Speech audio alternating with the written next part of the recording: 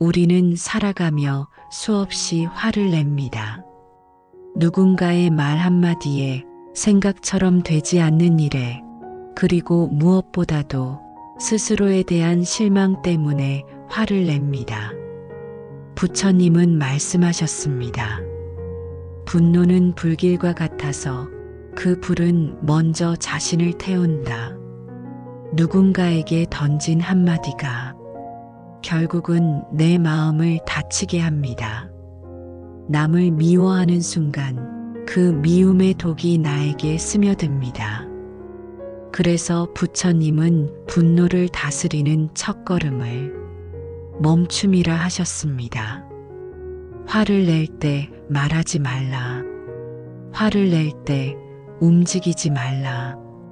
단 한순간이라도 멈추어라. 그 한순간의 멈춤이 당신의 인생을 바꿀 수도 있습니다.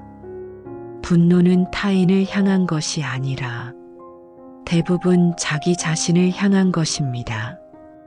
왜 나는 저렇게 못할까? 왜 나는 늘 이렇게 당할까? 왜 나는 변하지 못할까? 이 화는 세상 때문이 아니라 내 안의 상처 때문입니다. 부처님은 말씀하셨습니다. 남이 당신을 해친 것이 아니다. 당신이 스스로의 마음을 해친 것이다. 그 말은 너무 냉정하게 들릴 수도 있습니다. 하지만 그 안에는 깊은 자비가 숨어 있습니다. 내 마음의 상처를 세상 탓으로 돌리는 한 나는 절대 자유로워질 수 없습니다. 우리가 분노를 붙잡는 이유는 간단합니다. 정의라는 이름으로 자신을 보호하기 때문입니다. 저 사람은 잘못했어. 이건 내가 참을 일이 아니야. 하지만 그 순간 우리는 진실보다 감정에 더 큰 힘을 줍니다. 부처님은 이렇게 말씀하셨습니다. 정의는 분노에서 나오지 않는다. 자비에서 나온다. 분노는 순간의 쾌감이지만 자비는 평생의 평화를 남깁니다. 그래서 지혜로운 사람은 싸움이 일어날 때 침묵합니다.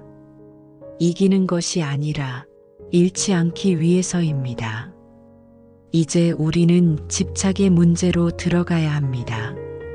부처님은 이렇게 말씀하셨습니다. 모든 괴로움의 근원은 집착이다. 그 말은 삶의 거의 모든 고통을 설명합니다. 사랑도, 관계도, 명예도, 돈도 그 자체는 나쁘지 않습니다. 문제는 그것에 매달리는 마음입니다. 내가 통제할 수 없는 것을 통제하려 할 때 집착이 생깁니다. 그리고 그 집착은 결국 나를 묶습니다. 사랑하는 사람을 붙잡으려 할 때 그 사랑은 무거워집니다. 자식을 통제하려 할 때 그 사랑은 상처가 됩니다. 부처님은 말씀하셨습니다. 소유하려 하지 말고 바라보라. 그저 바라보는 사랑. 그것이 가장 자유로운 사랑입니다.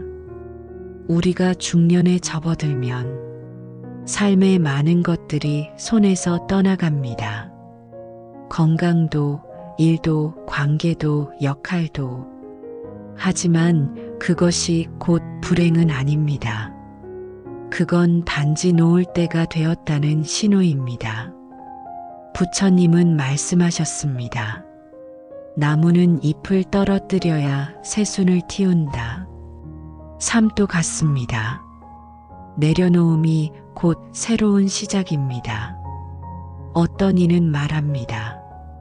놓으라니 그게 쉬운가요? 그렇죠. 놓는 일은 절대 쉽지 않습니다. 왜냐하면 우리는 평생 붙잡는 법만 배워왔기 때문입니다. 사랑도 붙잡아야 한다고, 기회도 놓치면 안 된다고, 사람도 관계도 유지해야 한다고. 하지만 부처님은 말씀하셨습니다. 잡는 손에는 아무것도 들어올 수 없다. 이제는 잡은 것을 하나씩 내려놓을 때입니다.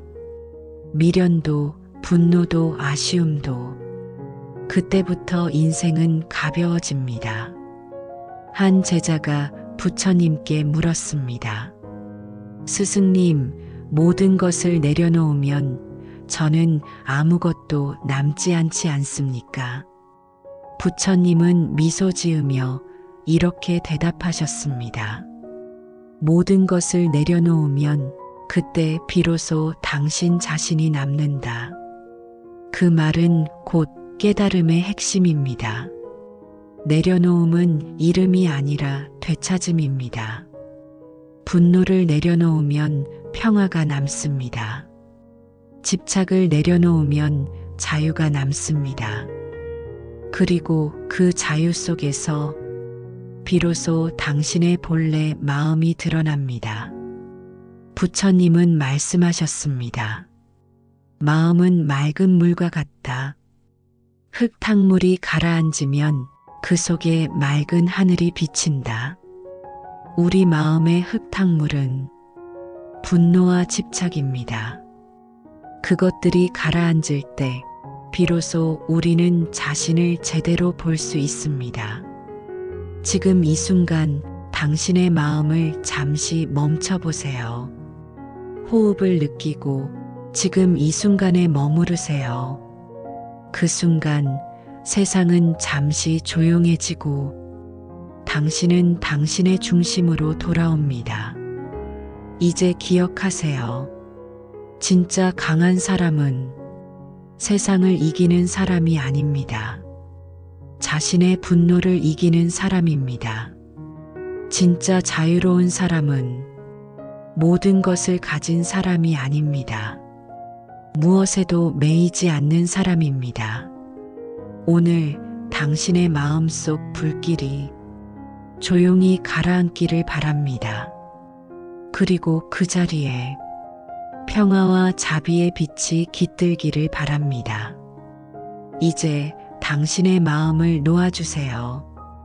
그게 바로 자유의 첫걸음입니다. 우리는 누구나 한 번쯤 이렇게 말해본 적이 있습니다. 이젠 좀 편해지고 싶다. 하지만 이상하게도 편해지고 싶다는 말이 입에서 나올수록 우리의 마음은 더 복잡해집니다. 그 이유는 단 하나입니다. 편안함을 원하면서도 내려놓음을 두려워하기 때문입니다. 어느 중년 남성이 있었습니다. 평생 회사를 위해 헌신했고 가족을 위해 쉼없이 일해왔습니다. 하지만 정년이 다가오자 그의 마음에는 이상한 공허함이 찾아왔습니다. 이제 나는 쓸모없는 사람이 된 건가? 그는 여전히 매일 정장 차림으로 아침 일찍 집을 나서서 근처 공원을 한참 걸은 뒤에야 집으로 돌아오곤 했습니다. 직장이라는 이름의 역할을 내려놓는 일이 그에게는 너무나 두려웠던 겁니다.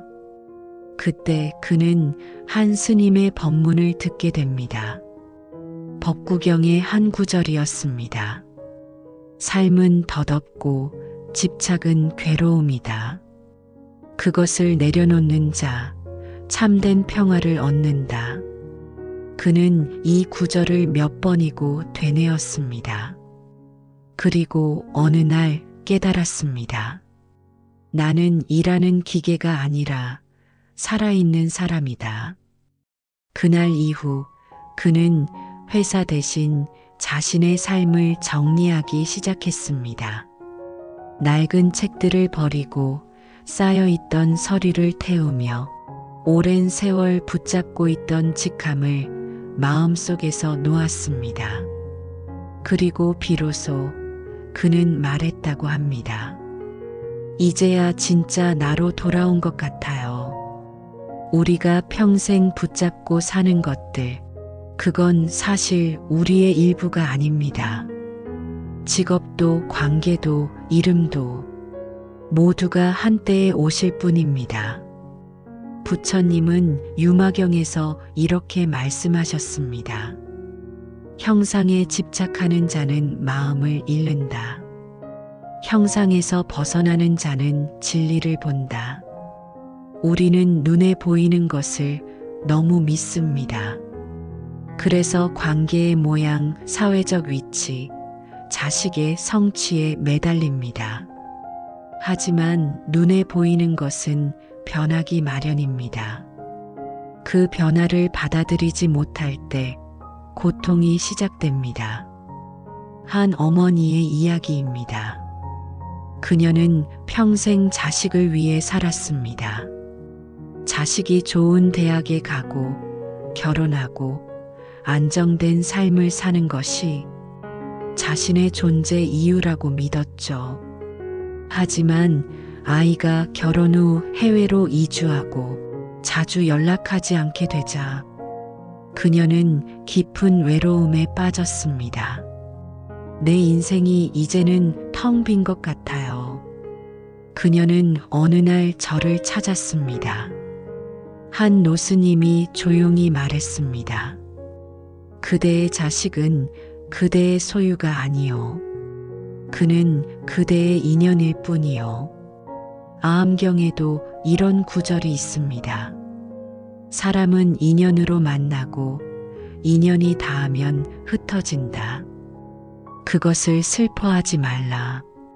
그것이 세상의 이치다. 그녀는 처음엔 눈물이 났지만 며칠 후 그 말의 의미를 천천히 느끼게 되었습니다. 자식은 떠나야 하고 나는 나의 길을 걸어야 한다는 사실을요. 그녀는 그때부터 작은 취미를 시작했습니다. 꽃꽂이, 글쓰기, 이웃 봉사. 그리고 이렇게 말했습니다. 자식은 내게서 떠났지만 나는 이제 내 마음으로 돌아왔어요. 삶은 이렇게 우리를 비워내는 과정으로 이끕니다. 하지만 우리는 그 과정을 늘 거부합니다. 잃는 것이 두렵기 때문입니다. 부처님은 이렇게 말씀하셨습니다. 이름이란 존재하지 않는다. 그저 형태가 바뀔 뿐이다. 무너지는 것이 아니라 다음으로 옮겨가는 것. 그게 바로 변화의 진짜 의미입니다. 한 수행자가 부처님께 물었습니다. 스승님, 내려놓으면 너무 공허합니다. 마음이 비어버린 것 같아요. 부처님은 미소 지으며 답하셨습니다. 그 비어있음은 공허가 아니라 자유의 공간이다. 그 말은 지금의 우리에게도 그대로 적용됩니다. 일을 놓고 관계를 놓고 자식을 놓을 때 그 자리에 생기는 공간은 결핍이 아니라 여백입니다. 그리고 그 여백에서 새로운 생명이 다시 피어납니다. 법구경에 이런 구절이 있습니다. 어리석은 자는 붙잡고 지혜로운 자는 흐르게 한다. 물은 고이려 하면 썩고 흐르게 하면 맑아집니다. 우리의 마음도 그렇습니다. 과거를 붙잡으면 썩고 흘려보내면 맑아집니다. 그 맑음 속에서 우리는 진짜 자신을 보게 됩니다. 한 50대 남성이 있었습니다. 그는 젊을 때부터 성공에 집착했습니다. 누구보다 열심히 살았고 남들보다 빠르게 올라갔습니다. 하지만 어느 순간 아무리 이뤄도 마음이 허전했습니다. 그는 이렇게 털어놓았습니다. 사람들이 나를 부러워하지만 정작 나는 나를 사랑하지 못했어요. 그는 우연히 읽은 유마경 한 구절에서 마음을 돌이켰다고 합니다. 모든 업은 마음에서 나온다. 마음이 맑으면 세상이 맑다. 그 말이 그의 인생을 멈추게 했습니다. 그는 그날부터 일을 잠시 내려놓고 마음을 바라보기 시작했습니다. 처음엔 낯설었지만 조용히 앉아 하루를 돌아보는 그 시간이 인생에서 가장 평화로운 시간이었다고 합니다. 이젠 내가 무엇을 하느냐보다 어떤 마음으로 사느냐가 중요하다는 걸 알았어요. 우리는 인생 후반부에 와서야 비로소 이런 깨달음을 얻습니다. 젊을 때는 채우는 법을 배우고 중년 이후엔 비우는 법을 배웁니다. 하지만 부처님은 말씀하셨습니다. 비움은 이름이 아니라 어둠이다. 비우면 지혜가 들어온다. 마음이 가득 차 있으면 새로운 생각이 들어올 공간이 없습니다. 하지만 마음을 비우면 그 자리에 깨달음이 스며듭니다. 어느 노승이 제자에게 물었습니다. 그대는 평화를 원하느냐? 제자가 대답했습니다. 그렇습니다. 스님, 노승은 고요히 미소 지으며 말했습니다. 그대가 모든 것을 내려놓을 때 그대는 이미 평화를 얻은 것이다.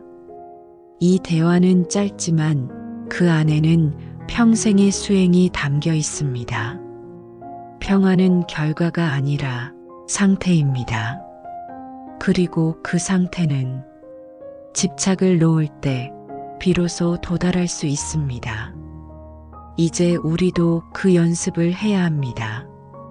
누군가를 미워하는 마음이 올라올 때 그 감정을 억누르지 말고 그저 바라보세요. 아, 지금 내 안에 분노가 있구나. 그 인식 하나로도 마음의 불길은 잦아듭니다. 그것이 바로 불교에서 말하는 관의 수행입니다. 아함경에서는 이렇게 말합니다.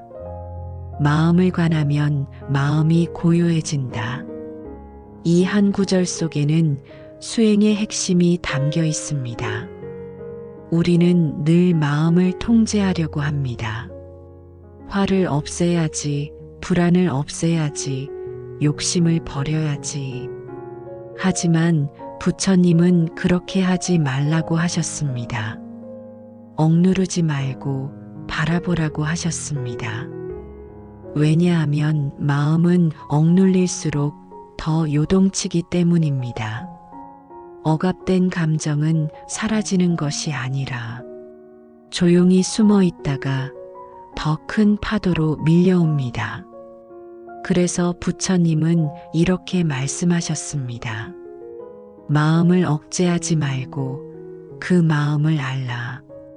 중화암경에도 같은 뜻의 구절이 나옵니다. 욕망을 끊으려 하지 말고 욕망을 있는 그대로 보라. 그 본성을 알면 그것은 스스로 사라진다. 이것이 바로 관의 수행입니다. 관이란 마음을 심판하는 것이 아니라 그저 마음을 비추는 일입니다. 마치 호수 위의 달빛처럼 그저 고요히 비추는 것. 그렇게 마음을 비추면 감정은 자연히 사라집니다. 한 스님이 제자에게 물었습니다. 화를 다스리는 법을 배우고 싶다고 했지요. 그럼 먼저 그 화를 자세히 들여다보시오. 제자가 말했습니다. 스님, 그걸 보면 오히려 더 화가 납니다. 스님은 미소 지으며 말했습니다. 그것은 아직 관이 아니다. 그건 여전히 싸우는 마음이다. 관은 싸우지 않는다. 그저 함께 앉아 있는 것이다. 이것이 불교의 마음 공부입니다. 우리는 감정을 없애려 하지 말고 감정과 함께 앉아 있어야 합니다. 그것이 불편하더라도 피하지 않고 그 자리에 그대로 머무르는 연습. 그 순간 마음은 서서히 진정됩니다. 불길처럼 타오르던 감정도 바람이 멎으면 결국 사그라드는 것처럼 증이라 함경에서는 이렇게 말합니다. 마음을 아는 자는 세상을 안다. 마음을 다스리는 자는 세상을 다스린다. 이 말은 단순한 명상이 아니라 인생 전체를 관통하는 지혜입니다. 세상은 바뀌지 않습니다. 하지만 내 마음을 알아차리는 순간 세상은 달라집니다. 누군가의 말이 예전엔 상처였지만 이제는 그저 바람처럼 스쳐갑니다. 그건 세상이 변한 것이 아니라 내 마음이 변한 것입니다. 부처님은 또 이렇게 말씀하셨습니다. 분별하지 말라. 다만 알아차리라. 분별이란 판단입니다. 좋다, 나쁘다, 옳다, 그르다, 맞다, 틀리다. 이 판단이 많을수록 마음은 복잡해집니다. 그런데 관은 판단을 멈추는 일입니다. 마음을 선악으로 재단하지 않고 그저 그 모습을 있는 그대로 받아들이는 일. 그것이 진정한 자비의 시작입니다. 자바함경에는 이렇게 나옵니다. 마음을 보되 그 마음을 꾸짖지 말라. 그 마음을 이해하라. 그러면 괴로움은 사라진다. 이것이 바로 불교의 마음 치유법입니다. 한 노승이 제자에게 말했습니다. 내 마음이 어지럽다고? 그건 너의 마음이 살아있다는 증거다. 이 말은 곧 이렇게 이어집니다. 살아있는 마음은 움직인다. 그 움직임을 미워하지 말고 그저 지켜보아라. 우리 마음은 늘 움직입니다. 기쁨과 슬픔, 기대와 실망, 사랑과 두려움. 그것이 인생의 파도입니다. 그 파도를 없애려 하지 말고 그 위에 부드럽게 떠 있는 법을 배우는 것. 그게 바로 수행입니다. 아함경에는 이런 구절도 있습니다. 바람이 일어날 때 그것을 붙잡지 말라.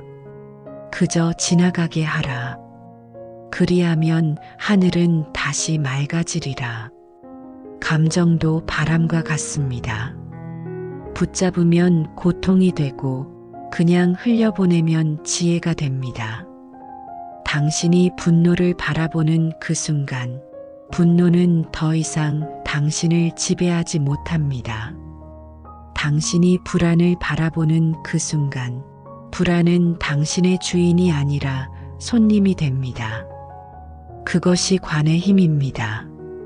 증이라 함경 제21권에는 사념처에 대한 말씀이 나옵니다. 그 중 하나가 바로 십념처입니다. 마음 안에서 마음을 관하라. 기쁜 마음을 알되 기쁜 줄 알고 슬픈 마음을 알되 슬픈 줄 알라. 그것이 곧 해탈의 길이다. 이 구절은 이렇게 해석됩니다. 기쁨을 쫓지 말고 슬픔을 버리지 말라.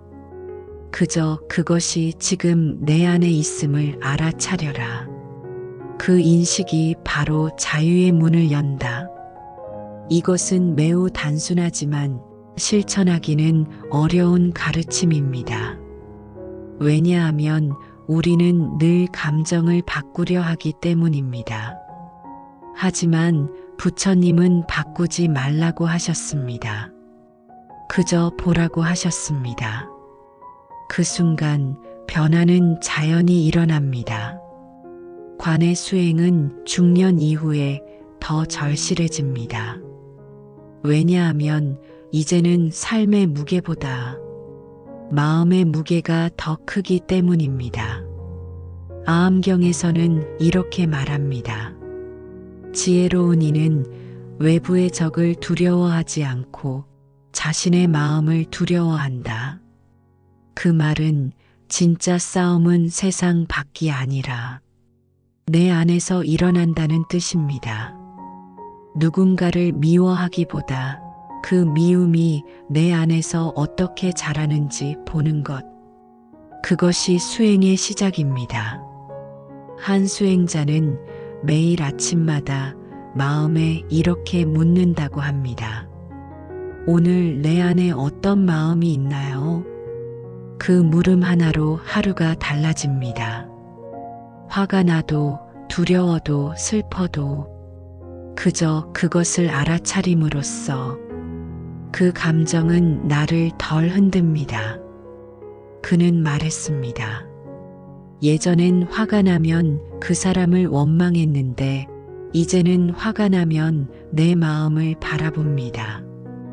그러면 그 화가 금세 사라집니다.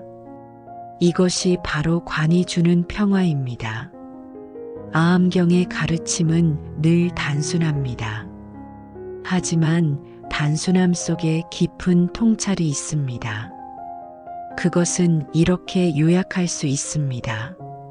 마음을 본다는 것은 진리를 본다는 것이다. 내가 내 마음을 정확히 볼 수 있을 때 그 마음의 뿌리에 있는 욕망과 두려움이 사라집니다. 그때 비로소 우리는 진짜 자유를 경험합니다. 그러니 오늘부터 아주 작은 연습을 해보세요. 누군가의 말이 마음에 걸릴 때 그 말을 분석하거나 반박하기 전에 내 마음을 먼저 보세요. 지금 내 안에서 무슨 일이 일어나고 있지? 그 질문 하나가 마음의 문을 열어줍니다. 그 순간 당신은 더 이상 감정의 포로가 아닙니다. 당신은 마음의 주인이 됩니다. 자바함경의 마지막 구절 중에는 이런 말이 있습니다. 마음을 본 자는 해탈을 얻는다. 그는 생사를 초월한다. 이 말은 단지 종교적인 구원이 아닙니다. 그건 우리 일상의 해방을 의미합니다. 미움에서의 해방, 불안에서의 해방, 후회에서의 해방. 그 모든 것은 마음을 관하는 것에서 시작됩니다. 지금 이 순간 당신의 마음을 조용히 들여다보세요. 어떤 감정이 머물고 있나요? 그 감정을 바꾸려 하지 말고 그저 조용히 바라보세요.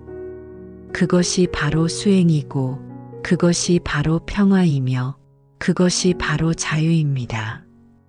중년의 시기란 결국 다시 나로 돌아가는 시간입니다. 부모로서의 역할, 직장인의 역할, 사회 속의 위치를 하나씩 내려놓고 나면 남는 것은 나뿐입니다. 그때 우리는 묻게 됩니다. 나는 누구인가? 부처님은 이렇게 답하셨습니다. 그대는 그대의 마음이다. 그 말처럼 이제 우리의 삶은 외부가 아니라 내 마음의 방향에서 결정됩니다.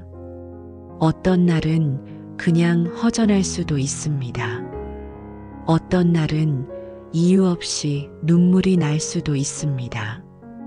그건 나쁜 게 아닙니다. 그건 마음이 치유되는 과정입니다. 바람이 나뭇가지를 스치듯 우리의 감정도 스쳐 지나갑니다. 그 감정에 이름을 붙이지 말고 그저 흘려보내세요. 그것이 바로 노음의 지혜입니다. 법구경의 마지막 구절에는 이렇게 적혀 있습니다. 분노를 버린 이는 두 번 다시 괴롭지 않다. 집착을 버린 이는 두 번 다시 묶이지 않는다. 마음을 다스린 이는 두 번 다시 흔들리지 않는다. 그 길이 바로 부처님이 걸으신 길입니다.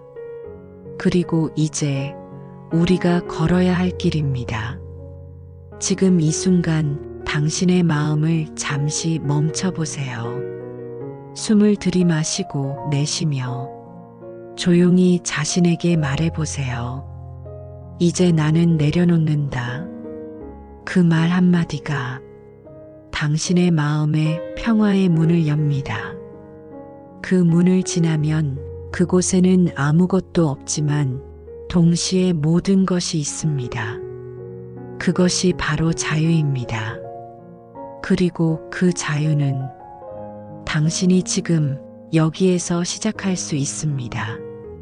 어느 날 한 중년 남성이 저를 찾아왔습니다. 그는 오랜 친구에게 배신을 당했다고 했습니다. 함께 사업을 하던 친구가 자신을 속이고 돈을 빼돌렸다는 것입니다. 그는 말했습니다. 스님, 저는 그 친구가 미워 죽겠습니다. 용서할 수도 없고 잊을 수도 없습니다. 스님은 조용히 차를 따르며 물었습니다. 그럼 그 미움을 하루에 몇 번 떠올리십니까? 남자는 말했습니다. 하루에도 수십 번이요.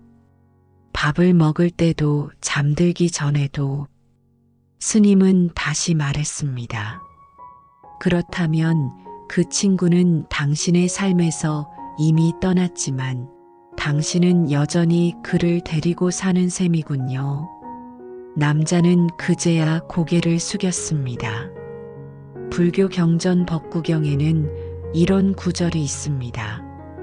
남의 잘못을 오래 기억하는 자는 스스로 독을 마시고 남이 죽기를 바라는 자와 같다. 분노와 원망은 결국 나를 묶는 쇠사슬입니다. 그것을 푸는 순간부터 삶은 비로소 다시 흐르기 시작합니다. 용서란 결코 약한 사람의 행위가 아닙니다. 그건 내 마음을 되찾는 행위입니다. 누군가를 용서한다는 건 그 사람의 잘못을 지워주는 게 아니라 그 사람에게 묶인 내 마음을 풀어주는 것입니다. 그래서 부처님은 이렇게 말씀하셨습니다. 남을 용서하면 그대는 자유로워진다. 그대가 용서하지 않으면 그대는 여전히 그 사람의 포로로 남는다. 한 노모가 있었습니다.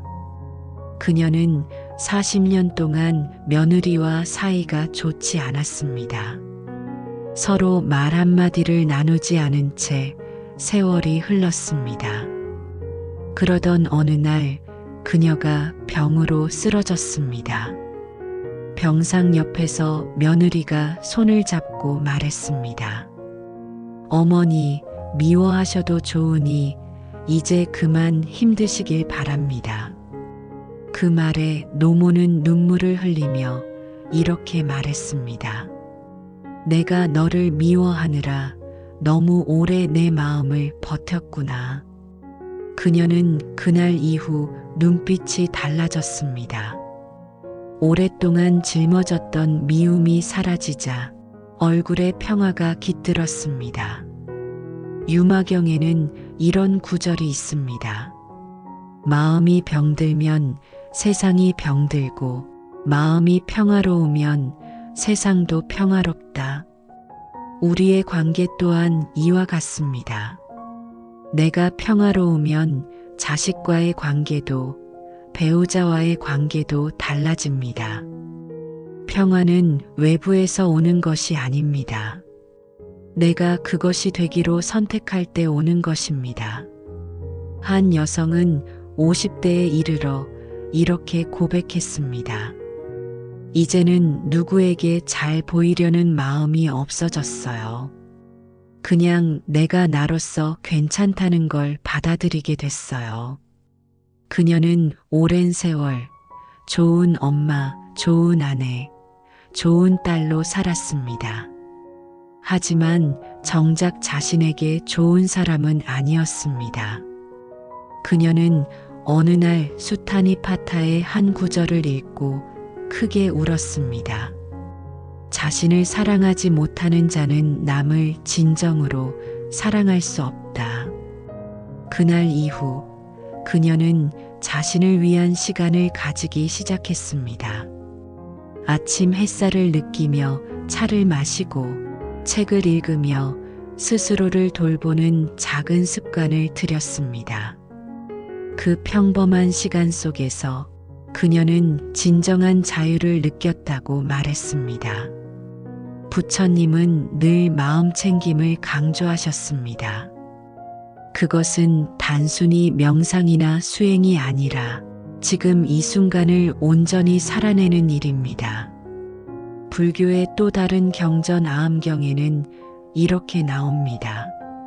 지금 이 순간에 머무는 자, 그는 이미 부처의 길에 서 있다. 즉, 과거를 후회하거나 미래를 걱정하는 대신 지금의 숨, 지금의 감정, 지금의 사람에게 집중하는 것이 가장 높은 수행이라는 뜻입니다. 한 번은 한 제자가 부처님께 물었습니다. 스승님, 저에게는 늘 걱정이 많습니다. 내일을 걱정하지 않는 법을 가르쳐 주십시오. 부처님은 미소 지으며 이렇게 답하셨습니다. 내일은 오지 않았다. 그러니 내일의 고통을 오늘 짊어지지 마라. 그 말씀은 오늘을 사는 지혜입니다. 우리가 중년 이후를 살아가며 자주 하는 말이 있습니다. 앞으로 어떻게 살아야 할까? 그 질문의 답은 언제나 하나입니다. 지금 이 순간을 잘 사는 것, 그게 곧 앞으로의 삶을 바꾸는 첫걸음입니다. 법구경에는 또 이런 말이 있습니다. 마음이 맑은 자는 어디에 있든 빛난다. 빛은 외부에서 오는 것이 아니라 내 안에서 깨어나는 것입니다. 중년 이후의 인생이 어둡게 느껴질 때, 그건 세상이 어두운 게 아니라 내 마음의 등불이 잠시 꺼져 있기 때문입니다. 한 노신사가 있었습니다. 젊은 시절에는 돈을 벌기 위해 가족과 떨어져 살았습니다. 돈은 모았지만 마음은 늘 허전했습니다. 그는 이렇게 고백했습니다. 이제와 생각해보면 가장 중요한 건 돈이 아니라 내가 어떤 마음으로 살았느냐였습니다. 그는 매일 아침 절 앞마당을 쓸었습니다. 누가 시킨 것도 도와주는 사람도 없었지만 그는 그 시간에 진정한 평화를 느꼈다고 했습니다. 쓸다 보면 생각이 비워지고 마음이 가벼워집니다. 그게 바로 수행이었습니다. 부처님은 말씀하셨습니다. 청소는 집을 깨끗하게 하지만 비움은 마음을 깨끗하게 한다. 우리 인생의 후반부는 비움의 시간입니다. 하지만 그 비움은 상실이 아닙니다. 그건 새로운 충만을 위한 여백입니다. 사람들은 종종 이렇게 묻습니다. 이제 와서 뭘 새로 시작하겠어요? 하지만 부처님은 이렇게 말씀하셨습니다. 한 걸음이라도 내디딘다면 그대는 이미 길 위에 있다. 새로운 시작은 거창하지 않습니다. 오늘 하루를 조금 더 평화롭게, 조금 더 따뜻하게 살아내는 것, 그것이 곧 수행이고 깨달음의 길입니다. 삶의 후반에서 진정한 수행이란 산속에 들어가 명상하는 것이 아닙니다. 매일 밥을 짓고 사람을 만나고 마음을 쓰는 그 일상 속에서 내 마음을 관찰하고 감정을 알아차리고 스스로에게 자비를 베푸는 일입니다. 불교에서는 그것을 자비행위라 부릅니다. 그 자비는 남을 향하기 전에 먼저 나를 향해야 합니다. 대반야경에는 이렇게 쓰여 있습니다. 모든 중생은 고통 속에서 헤맨다. 그러니 먼저 자기 자신에게 자비를 베풀라. 내 마음을 어루만지는 그 순간 그 온기가 자식에게, 배우자에게, 이웃에게 전해집니다. 이제 묻고 싶습니다. 당신은 오늘 자신에게 어떤 말을 건네셨나요? 스스로를 탓했나요? 아니면 다독였나요? 부처님은 이렇게 말씀하셨습니다. 자신을 사랑하는 것은 이기심이 아니다. 그것은 모든 사랑의 시작이다. 그러니 오늘은 자신에게 이렇게 말해주세요. 괜찮다. 나는 오늘도 잘 해내고 있다. 그 말 한마디가 당신의 하루를 바꿉니다. 이제 천천히 숨을 들이마셔 보세요. 그리고 내쉬세요. 그 단순한 호흡 속에 모든 진리가 들어 있습니다. 숨이 들어올 때 삶이 들어오고, 숨이 나갈 때 모든 집착이 떠납니다. 이 호흡의 반복 속에서 우리는 인생을 배우고, 노움을 배우고, 평화를 배웁니다. 오늘 당신의 마음이 조금 더 부드러워지길 바랍니다. 누군가를 미워하던 마음이 조금은 이해로 변하길 바랍니다. 당신이 자신을 용서하고 당신의 삶을 다시 사랑하길 바랍니다. 그리고 그 평화가 당신의 가족에게, 자식에게, 이웃에게 흘러가길 바랍니다. 그것이 바로 부처님이 말씀하신 깨달음의 길, 모두가 함께 행복해지는 길입니다. 법구경의 마지막 구절에는 이런 말이 있습니다. 자신의 마음을 지키는 자, 그는 세상을 다스린다. 오늘 하루 당신의 마음을 지키세요. 그 마음 하나로 세상이 달라질 수 있습니다. 그 마음 하나로 당신의 남은 인생이 빛날 수 있습니다. 이제 미워하지 마세요. 붙잡지 마세요. 후회하지 마세요. 그 대신 사랑하세요. 그리고 지금 이 순간을 온전히 사세요. 당신의 평화가 곧 세상의 평화입니다. 당신의 미소가 곧 자식의 등불입니다. 그것이 바로 살아있는 수행이며 가장 아름다운 깨달음의 모습입니다. 지금까지 철학 클래스였습니다. 구독과 좋아요 해주시면 더욱 많은 인생 철학 이야기를 접하실 수 있습니다.